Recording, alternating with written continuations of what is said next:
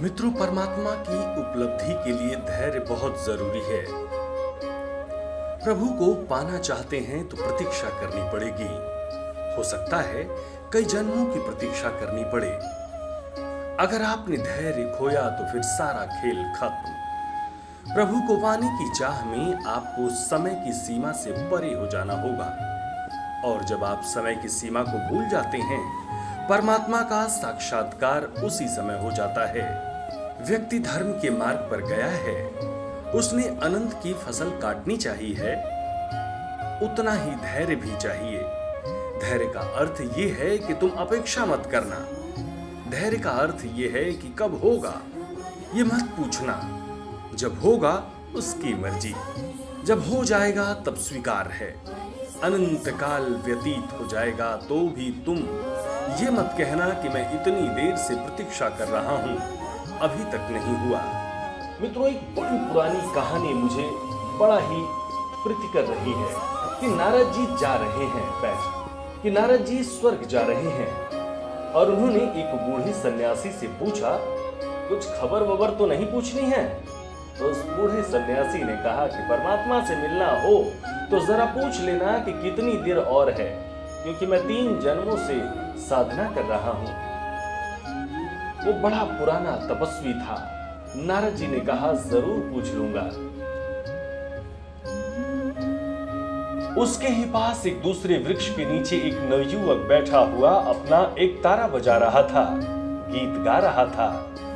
नारद ने सिर्फ मजाक में उससे पूछा कि क्यों भाई, तुम्हें भी तो कोई बात नहीं पूछवानी है भगवान से? मैं जा रहा हूं स्वर्ग। वो अपना गीत ही गाता जा रहा था। उसने नारद की तरफ आंख उठाकर भी न देखा। नारद ने उसको हिलाया तो उसने कहा कि नहीं, उसकी कृपा अपरंपार है, जो चाहिए वो मुझे हमेशा मिला हुआ है, कुछ पूछना नहीं है। मेरी तरफ से उसे कोई तकलीफ मत देना, मेरी बात ही मत उठाना, मैं राजी हूं और सभी मिला हुआ है। बन सके तो मेरी तरफ से धन्यवाद जरूर दे देना। नारद वापस लौटे उस बूढ़े सन्यासी को जाकर कहा कि क्षमा करना भाई, मैंने पूछा था। उन्होंने कहा कि वो बूढ़ा सन्यासी जिस वृक्ष के नीचे बैठा है उसमें जितने पत्ते हैं उतने ही जन्म अभी और लगेंगे। बूढ़ा तो बहुत नाराज हो गया। वो जो पोथी पढ़ रहा था फेंक दी, माला तोड़ दी, गुस्से में चिल्लाया कि हद हो गई, अन्याय है, ये कैसा अन्याय? 3 जन्म से तप कर रहा हूं, कष्ट पा रहा हूं, उपवास कर रहा हूं, अभी और इतने? ये नहीं हो सकता। उस युवक के पास भी जाकर नारद ने कहा कि मैंने पूछा था, तुमने नहीं चाहा था, फिर भी मैंने पूछा था। उन्होंने कहा कि वो जिस वृक्ष के नीचे बैठा है उसमें जितने पत्ते हैं उतने ही जन्म अभी और लगेंगे।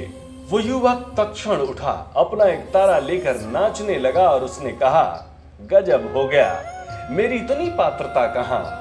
इतने जल्दी? जमीन पर कितने वृक्ष हैं, उन वृक्षों में कितने पत्ते हैं? सिर्फ इस वृक्ष के पत्ते, इतने ही जन्म हो जाएगा? ये तो बहुत जल्दी हो गया। ये मेरी पात्रता से मुझे ज्यादा देना है, इसको मैं कैसे झेल पाऊंगा? इस अनुग्रह को मैं कैसे प्रकट कर पाऊंगा? वो नाचने लगा खुशी में, और कहानी कहती है कि वो उसी तरह नाचते नाचते समाधि को उपलब्ध हो गया। उसका शरीर टूट गया, जो अनंत जन्मों में होने को था वो उसी क्षण हो गया। जिसकी इतनी प्रतीक्षा हो उस क्षण में हो ही जाएगा। धन्य है प्रभु और धन्य है आपकी लीला। हरिओम तत्सत।